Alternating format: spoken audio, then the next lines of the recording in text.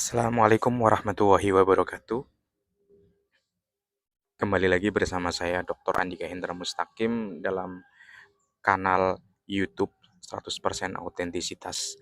Kali ini saya berada di suasana alam yang agak berbeda dengan beberapa alunan alunan suara lainnya, suara background dan lain sebagainya dengan ada suara alam, suara ayam, suara suara pepohonan yang saling bergoyang dan lain sebagainya. Tapi pada momen kali ini, terutama pada siang hari ini, saya akan berdiskusi tentang kepemimpinan sayap kanan.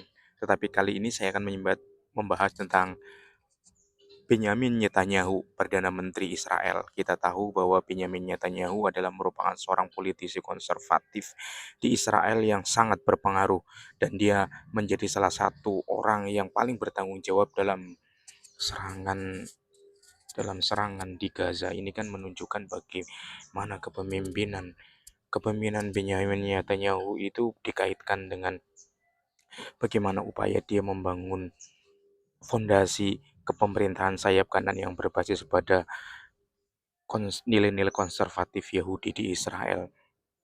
Dan ini tentunya menjadi sebuah dilema dan berdampak bukan hanya kepada Israel tetapi kepada seluruh bangsa di dunia karena kan semua perhatian sekarang teralihkan kepada Gaza. Tetapi perhatian itu cukup cukup terhenti walaupun tidak berhenti tapi agak terpaus atau terjeda ketika terjadi sebuah gencatan senjata. Yang gencatan senjata itu kan terjadi cukup berulang kali dan ini merupakan gencatan senjata kesekian kali yang dimediasi oleh Donald Trump dengan mengajukan 20 kesepakatan versi Donald Trump termasuk diantaranya adalah penyerahan seluruh sandera hidup dari Israel yang ditahan oleh Hamas, kemudian juga pembebasan sekitar 2.000 tahanan. Ini menarik bagaimana kepemimpinan Netanyahu itu memberikan dampak yang sangat luas kepada seluruh dunia dan kepemimpinan ini cenderung menjadi kepemimpinan yang cenderung keras kepala, undetectable, tidak bisa didikte kecuali oleh satu orang yaitu Presiden Amerika Serikat yaitu Donald Trump. Untuk itu ini menjadi suatu kajian yang menarik bagaimana sebenarnya kepemimpinan Netanyahu itu dilihat dari kacamata autentitas, dilihat dari kacamata komunikasi kepemimpinan. Yang menjadi hal yang menarik adalah bagaimana Benyamin Netanyahu selalu menggunakan atau selalu membela ataupun mengutamakan pandangan Yahudi konservatif sebagai garis utamanya. Kita ketahui bahwa Yahudi itu memiliki beberapa jenis mulai dari Yahudi moderat, Yahudi konservatif, Yahudi progresif, ataupun ada lagi juga Yahudi liberal. Tetapi yang akan kita bahas adalah berkaitan dengan Yahudi konservatif. Yahudi konservatif itu kan mereka memiliki pandangan dan memiliki memiliki tujuan untuk menghidupkan dan untuk melanggengkan kepemimpinan Zionis ataupun pemerintahan Zionis Israel. Dengan segala cara mereka akan mewujudkan hal itu dan mereka memiliki tingkat nasionalisme yang sangat tinggi terhadap Israel karena ingin mewujudkan apa yang disebutkan dengan Israel Raya. Israel Raya itu bukan hanya negeri Israel yang ada di saat ini yaitu di tanah Palestina tetapi negeri Israel yang ada di sebagian Mesir, Gurun Sinai, kemudian Suriah, hingga Lebanon, kemudian hingga separuh dari Arab Saudi termasuk Mekah dan Madinah dan ikut diklaim sebagai Israel Raya. Itu adalah mimpi utama dari kepemimpinan konservatif dan itu diwujudkan ambisi itu melalui kebijakan-kebijakan yang ditempuh oleh Netanyahu. Netanyahu ingin mengusung nilai-nilai konservatif dalam kepemimpinannya karena tujuan utamanya dia adalah membangun dukungan basis utamanya adalah kalangan-kalangan konservatif, Yahudi konservatif, Yahudi sayap kanan. Bukan hanya sekedar itu, mereka dia juga akan membela mati-matian kaum Yahudi ortodoks yang cenderung memiliki sentimen negatif terhadap warga Palestina, warga Gaza, dan warga di tepi barat.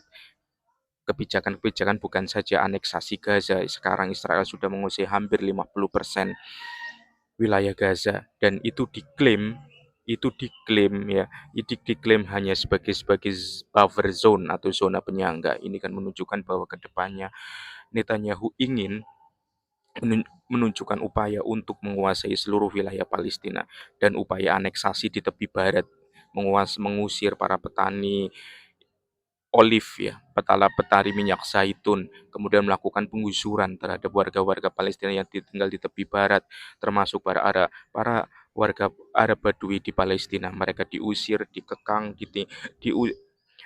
ditindas, kemudian tanahnya direbut, dibangun ribuan pemukiman Yahudi.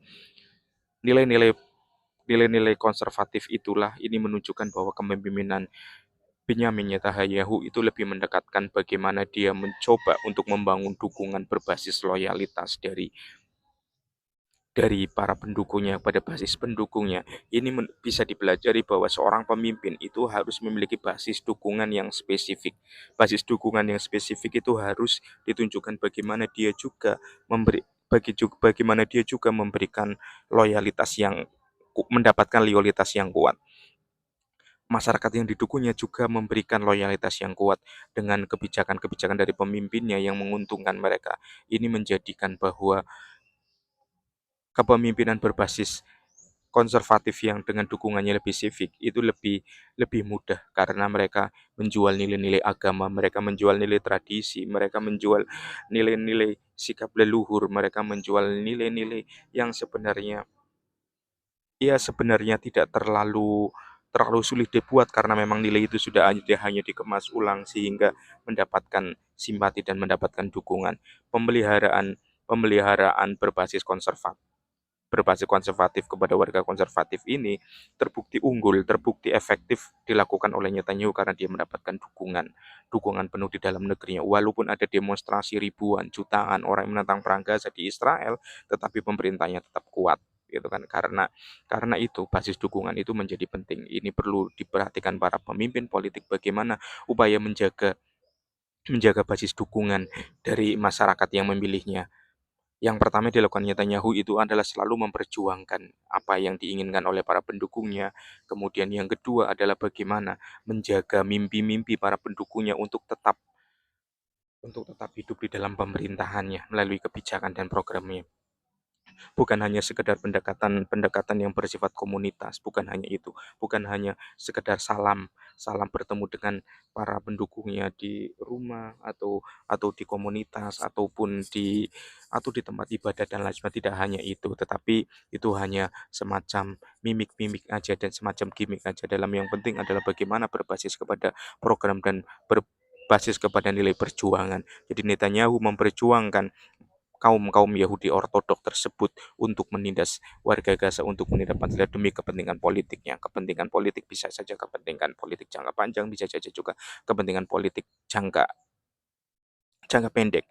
Yang jelas kepentingan jangka pendek itu lebih dominan dimainkan oleh Netanyahu karena dia ingin ingin mempertahankan kekuasaannya, dia ingin mempertahankan pemerintahannya selama mungkin. Dia bukan hanya menjadi PM sekali, tapi beberapa kali, 4 kali, dan dia menjadi pemimpin kawakan yang tahu celah-celah selanjutnya. Dan pemimpin-pemimpin yang berbasis berbasis konservatif dengan memprotes dukungan dia akan mengorbankan segalanya, mengorbankan orang lain, membunuh orang lain, ya kan? Membunuh orang lain, melakukan genosida dan lain sebagainya. Karena dia apa? Karena dia ada yang membela. Ini menarik sekali. Menarik sekali pemimpin-pemimpin tersebut, pemimpin konservatif dalam tanda kutip adalah pemimpin yang bukan hanya sekedar tanda kutip ya, ini tanda kutip bukan hanya sekedar unpredictable, tidak bisa diprediksi, tetapi dia juga adalah pemimpin yang mampu memberikan terobosan-terobosan untuk para pendukungnya, untuk para basis basis para pendukungnya dan itu tentunya tidak mudah untuk diterapkan di negara-negara dengan basis yang lebih multilateral atau lebih multicultural, lebih multi identitas sepertinya berbeda dengan Israel. Israel adalah bangsa dengan satu identitas, yaitu identitas mereka adalah bangsa Yahudi, mereka adalah bangsa Zionis. Kepemimpinan Benyamin Netanyahu tentunya akan menimbulkan banyak kontroversi. Kontroversi tidak akan menjadi masalah bagi dia. Kontroversi tidak akan menjadi suatu hal yang benalu bagi dia. Karena selama dia mendapatkan dukungan dari basisnya, maka kontroversi itu justru akan menjadi dorongan, dia menjadi backing yang kuat, itu menjadi semacam political will yang kuat bagi pendukungnya untuk terus memberikan dukungan kepadanya. Sehingga basis dukungan Netanyahu, meskipun dia diisolasi di berbagai negara di dunia internasional, dimusuhi di negara-negara Arab, dimusuhi oleh negara-negara Eropa, dia tetap percaya diri. Kenapa? Karena dia memiliki basis pendukungnya. Pendukungnya adalah warganya sendiri, yaitu kaum ortodok, kaum ultra-ortodok, kaum konservatif di Israel. Kepemimpinan Netanyahu itu terus merupakan salah satu pemimpin yang berdarah. Berdarah dalam arti itu dia berani, itu kan ya, dia berani, dia melanggar hak asasi manusia, dia melakukan genosida yang sangat berlebihan, genosida yang sangat berlebihan. Bahkan lebih dari 70.000 warga Gaza itu dibunuh dengan bom-bom yang baik buatan Israel maupun buatan Amerika Serikat. Dia berani seperti itu karena satu, dukungan dari Amerika Serikat. Dia selalu mendapatkan dukungan dari Presiden Amerika Serikat, mulai dari Presiden Joe Biden, mulai dilanjutkan dengan Presiden Presiden Amerika Serikat saat ini Donald Trump. Dukungan dari pemimpin seperti Donald Trump tersebut menjadi dukungan yang sangat kuat. Tidak berarti pemimpin yang mendapatkan dukungan lebih dari 100 pemimpin dunia itu akan lebih kuat daripada dia akan mendapatkan dukungan dari satu orang pemimpin adik kuasa, yaitu Donald Trump. Lebih untungan mana? Itu adalah kalkulasi politik yang dimainkan oleh Benjamin Netanyahu dalam menghadapi tekanan dunia internasional. Walaupun ditekan dari dunia internasional, kanan, kiri, depan, belakang, atas, bawah, dia tetap percaya diri dalam geopolitiknya karena dia mendapatkan sokongan dari Amerika Serikat. Amerika Serikat mempunyai hak veto di PBB, dia di Dewan Keamanan. Amerika Serikat mempunyai dana yang besar, Amerika Serikat memiliki pengaruh yang besar saat ini walaupun sudah digoyang oleh Cina dan Amerika, tetapi Amerika Serikat memiliki upaya untuk selalu membela Israel. Dan tentunya upaya simbiosis mutualisme yang dimainkan antara antara Donald Trump dan Benjamin Netanyahu itu adalah saling menguntungkan, terutama menguntungkan bagi Netanyahu bagaimana dia mendapatkan pertolongan secara diplomasi, pertolongan secara geopolitik, pertolongan pertolongan secara finansial, bantuan internasional sehingga dia mendapatkan eksistensinya kembali meskipun Mahkamah Pengadilan Internasional sudah menyatakan bahwa dia adalah merupakan pelaku utama genosida di Gaza, dia tetap melenggang dengan santainya terbang kemana-mana ke Amerika, ke negara-negara yang masih menjadi masih menjadi pendukungnya. Dia tetap percaya diri. Kenapa? Karena dia punya backing Amerika Serikat. Inilah yang menjadi pelajaran bahwa seorang pemimpin itu seharusnya itu memiliki koalisi yang sangat kuat. Walaupun koalisi itu satu, tetapi koalisi yang loyal, koalisi yang sangat membutuhkan. Koalisi yang sangat saling membutuhkan, koalisi yang simbiosis mutualisme itu sangat penting untuk memberikan dukungan, untuk memberikan support yang lebih maksimal, support yang lebih optimal untuk keberlanjutan kepemimpinannya. Dan itu yang dilakukan oleh Benjamin Netanyahu. Benjamin Netanyahu juga melakukan pendekatan-pendekatan di media sosial. Kita berkaitan dengan media sosial, bagaimana dia bermain dengan Google. Google itu sampai dia itu mengurangi mengurangi berita-berita internasional yang menjelekkan Netanyahu, menjelekkan pemerintah Israel, menjelekkan Amerika Serikat dalam upaya untuk spying isu Gaza di internet. Itu kan berkaitan dengan juga Google. Google adalah merupakan afiliasi perusahaan dalam konglomerasi yang di Amerika Serikat di mana lobi-lobi Yahudi sangat kuat dan kita tahu semua sebagian besar miliar di Amerika itu merupakan orang keturunan Yahudi.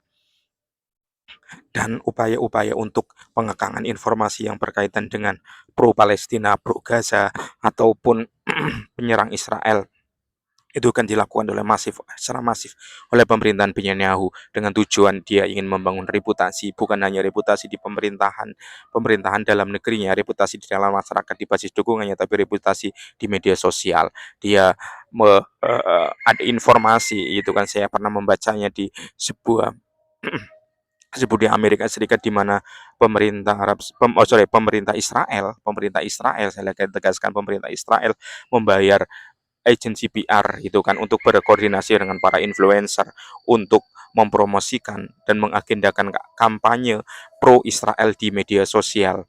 Dan ini kan menunjukkan bagaimana Israel juga peduli tentang citra mereka yang lemah, citra citra mereka yang menjadi adalah pemain pemain pemain genosida, pelaku genosida terhadap warga Gaza, dan kepedulian Netanyahu untuk memperbaiki reputasinya di media sosial itu menjadi menarik perhatian. Bagaimana upaya tersebut itu juga berdampak dalam pencarian informasi tentang Israel, kemudian berita-berita Israel positif tentang Israel yang lebih ditonjolkan berbeda dengan sebelumnya, dan kampanye media sosial itu dilakukan secara masif dengan biaya yang sangat besar dan tentunya didukung oleh Amerika Serikat dan para perusahaan media sosial. Ini menunjukkan bagaimana perang, itu kan perang bukan hanya sekedar perang bom. Perang itu bukan hanya senjata, perang itu bukan senjata pengiriman roket, bukan hanya itu, tapi perang di informasi, propaganda dan lain sebagainya itu menjadi suatu hal untuk mendukung kesuksesan atau kemenangan kemenangan dalam perang. Walaupun dalam kenyataannya publik sudah tahu, masyarakat dunia internasional sudah tahu bahwa Israel tidak bisa mengalahkan Hamas, Israel tidak bisa Israel tidak bisa mengalahkan Palestina, ya kan? Israel tidak bisa melemahkan perjuangan rakyat Palestina, tetapi upaya untuk melemahkan Palestina itu terus dilakukan oleh pemerintahan Benyamin Netanyahu. Sekali lagi bahwa tegaskan bahwa isi dari konten ini bukan berarti saya akan lebih pro kepada Netanyahu, tidak, tetapi saya ingin menunjukkan bagaimana model kepemimpinan strategi Netanyahu dalam dalam upaya memimpin dalam genosida, berbeda dengan Gaza, berbeda dengan para pejuang Hamas yang mereka memiliki basis dukungan lebih relatif sedikit. Mereka juga sudah memiliki aliansi jaringan pendukung yang relatif hanya Iran, dan dukungan berbasis kepada lintas bawah, lintas bawah tanah. Tetapi kepemimpinan Netanyahu itu sebenarnya menurut saya sudah hari akhirnya. Rakyat Israel sudah seharusnya mengakhiri kepemimpinannya dengan menghentikan dengan pemimpin yang lebih moderat, pemimpin yang lebih memperhatikan aspek kemanusiaan, perdamaian, dan kerjasama dengan negara-negara Arab, dan tidak lagi membantai warga Palestina. Bagaimanapun rakyat Palestina berhak hidup di wilayah dan tanah mereka. Mereka adalah para pejuang yang tidak boleh ditindas oleh Israel. Mereka adalah terus melakukan perlawanan. Dan selama dipimpin oleh Netanyahu, maka perang itu akan selalu ada. Karena dia adalah panglima perang yang sangat kejam, dan panglima perang yang tidak memperhatikan aspek kemanusiaan, dan dia tidak mempedulikan apapun. Salah satu tujuannya adalah dia memperhatikan basis kepemimpinannya, yaitu kaum kaum konservatif, kaum ultra ortodok Yahudi. Terima kasih. Demikian analisis saya tentang kepemimpinan Benyamin Netanyahu dalam memimpin Israel, terutama dalam memimpin perang Gaza. Jangan lupa jika ada komentar silahkan kasih komentar di kolom komentarmu, kasih opinimu lebih dalam di situ. Jika ada pertanyaan bisa kirim WA ataupun kirim email secara langsung di profil saya. Terima kasih banyak. Saya Nika Hendra Mustaqim. Assalamualaikum warahmatullahi wabarakatuh.